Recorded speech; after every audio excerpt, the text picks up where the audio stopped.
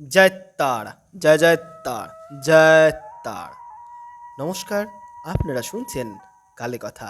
আর কালী কথা প্রতি বৃহস্পতি ও শনিবার শুনতে ভুলবেন না। এখানে শুধুমাত্র গল্প নয়, গল্পের মাধ্যমে শিক্ষাও দেওয়া হয়। নমস্কার, আমি আপনাদের সঙ্গে অনিকেশ বৈদ্য।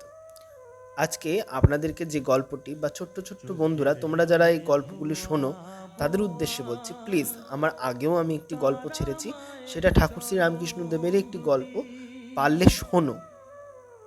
ওই যে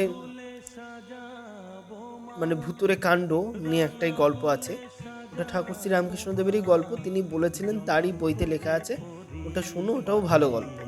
তো যাই হোক, আজকে যে গল্পটি বলতে চলেছি সেটা ঠাকুর শ্রী রামকৃষ্ণ দেবেরই গল্প। তিনি তার শিষ্যদেরকে বোঝানোর জন্য কথা এই গল্পটি বলছেন, এমনভাবে বলছেন। তো এই গল্পটার মধ্যেও শিক্ষা আছে, শিক্ষাটা প্লিজ বোঝার চেষ্টা করো।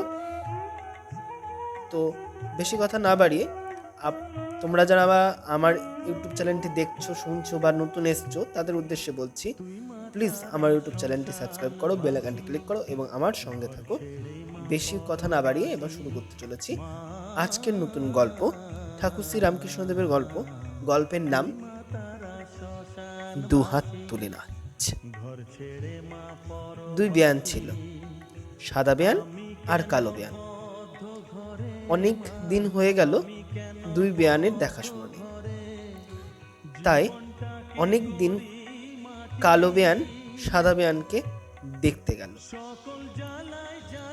সাদা বেয়ান তখন বসে বসে রেশমের সুতো কাটছিল। কালো বেয়ানকে অনেক দিন পর দেখে তার ভারী আনন্দ হলো।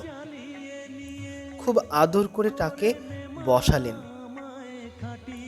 খানিকক্ষণ কথাবার্তার পর সাদা বেয়ান বললে, তোমাকে দেখে আমার আজ কি আনন্দ হচ্ছে যে তোমাকে বলতে পারবো না বেয়ান। আর কি বলবো তোমায়, তুমি বসো, আমি যাই তোমার জন্য কিছু জল খাবার নিয়ে আনি গা। এই বলে সাদা বেয়ান ভেতরে ঢুকলেন। এদিকে নানান রঙের রেশমের সুতো দেখে কালো বেয়ানের ভারী লোভ হলো।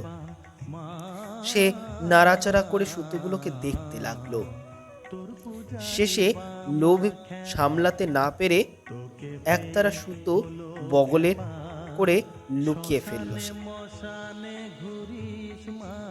সাদা বেয়ান জল খাবার নিয়ে এলো আর কালো বেয়ানকে খুব আদর করে খাওয়াতে লাগলো।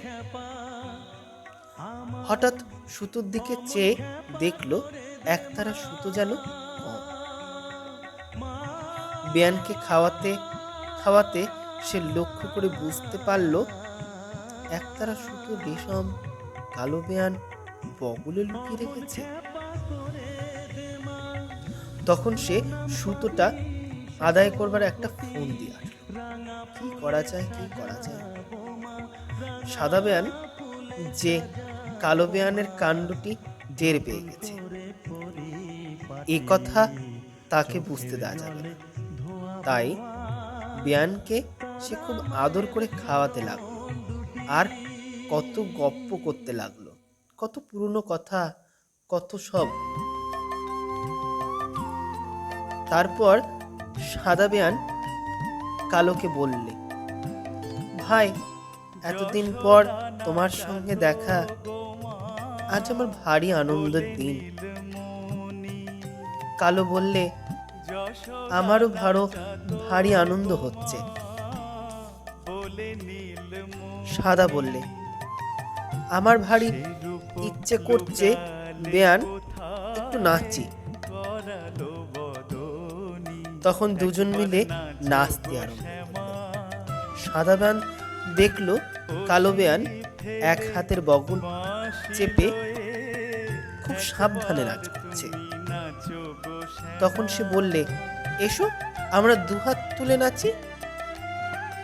এ বলে সাদা বেয়ান দুহাত তুলে নাচতে আরম্ভ করে দিল। কিন্তু কালো বেয়ান এক হাত খুব সাবধানে বগল চিপে খুব শুধু এক হাত তুলে সে নাচ করে যাচ্ছে। তখন সাদা বেয়ান বললে, সে কি বেয়ান, এক হাত তুলে কি আর নাচ হয়? দু হাত তোলো, তুললেই তো নাচ হবে, নাচ না পারলে কি তেমন আনন্দ হয়? কালো বেয়ান মুখ ভার করে বললে, কি করি ভাই, যে যেমন জানে। সকলে কি আর তোমার মতো দু হাত তুলে নাচতে পারে? তো এটার ভেতর থেকে আমি কি শিক্ষা পেলাম, মানে এই গল্পটা পড়ে আমি কি শিক্ষা পেলাম? প্রথমে বলে রাখি, বেয়ান কি জিনিস, বেয়াই বেয়ান এসবগুলো কি জিনিস। অনেক ছোট ছোট বাচ্চা ছেলেমেয়েরাও বুঝতে পারবে না, তাদের উদ্দেশ্যেই বলছি যে বেয়াই আর বেয়ান এটা একটা সম্পর্কের মধ্যে পড়ে। যেমন ধরো কোনো পুরুষ কোনো এক নারীর সঙ্গে বিয়ে হলে তখন দুটো সম্পর্ক এক জায়গায় হয়। এরপর মেয়েটার বাড়ির বাবা মা এবং ছেলেটার বাড়ির বাবা মা ওই বন্ধু সূত্রে যে আবদ্ধ হয়, তখন একটা নতুন পরিচয় হয় তাদেরকে বলা হয়, মানে যিনি মহিলা তাদেরকে বেয়াই, আর যিনি পুরুষ তাকে বেয়ান বলা হয়। এরকমই টাইপের কিছু একটা হবে। তো তোমরা পুরো ব্যাপারটা তোমাদের বড়দের কারোর কাছ থেকে শুনে নিও ভালো করে, আমি অতটা জানি না। তো মূল যে কথাটা মানে বলতে চাইছি, এর নীতি কথা যেটা, সেটা হলো এরকম যে দেখো, সত্য কোনো সময় চাপা থাকে না, তাই না? তুমি যেভাবেই চেপে রাখো না কেন, সেটা একটা সময় ঠিক বেরিয়ে আসে। যেমন এই যে কালো বেয়ান বগলের তলায় অনেক রকমের রং বেরঙের সুতো লুকিয়ে রেখেছিল। সে বলেই নিতে পারত, কিন্তু না, তার লোভ হয়েছিল, যে কারণে সে লুকিয়ে রেখেছিল ওখান থেকে তুলে। কিন্তু এটা তো তার করা উচিত হয়নি, আর সে বলতেও চাইছিল না, যে কারণে সে বগল চেপে নাচ করছিল এক হাত তুলে। পরে যখন সে তাকে জোর করলো, সে যখন দু হাত তুললো, তখনই বুঝতে পারা গেল, সেই বগল থেকে যখন ওইটা পড়ে গেল, তখনই বুঝতে পারলো যে না, সত্যি সত্য কোনো সময় চাপা রাখা যায় না। তো গল্পটি কেমন লাগলো, যদি ভালো লাগে জানাতে ভুলবেন না। আমার ইউটিউব চ্যানেলে কমেন্ট করতে পারো, এবং আমার ইউটিউব চ্যানেলটি সাবস্ক্রাইব করো, বেল আইকনটি ক্লিক করো, এবং আমার সঙ্গে থাকো। জয় তার, জয় জয় তার, জয় তার।